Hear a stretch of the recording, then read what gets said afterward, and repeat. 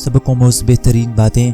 मज़ीद वीडियो के लिए चैनल को ज़रूर सब्सक्राइब कर लें और साथ में बेल आइकन को भी लाजमी प्रेस कर दें ताकि हमारे रोज़ाना की वीडियो आप तक पहुंचती रहे।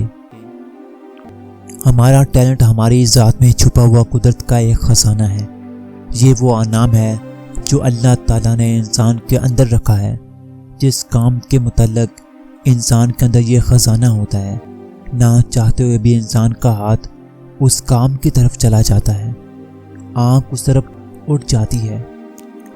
यहाँ तक कि कल्बी सुकून भी उसी काम से मिलता है। जब तक इस टैलेंट का इज़हार ना हो जाए, ये टैलेंट इंसान को तंग करता रहता है। दूसरे लफ्ज़ों में यूँ कह लीजिए कि टैलेंट शरारती बच्चे की तरह होता है। हज़रत वासिफ़ अली वासिफ़ फरमाते हैं, जो असल टीचर है वो खुद शनाजी में मावन होता है।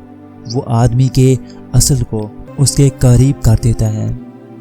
टैलेंट कुर्बानी देने पर मजबूर करता है, वक्त से आज़ाद कर देता है। वक्त गुजारने का एहसास नहीं होता, मालूमात इकट्ठी होना शुरू हो जाती हैं। इस टैलेंट के मुतल्लक लोग करीब आना शुरू हो जाते हैं। कुदरत इसके रास्ते बनाना शुरू कर देती है। जो भी टैलेंट होगा, कुदरत इशारे देना शुरू कर देती है।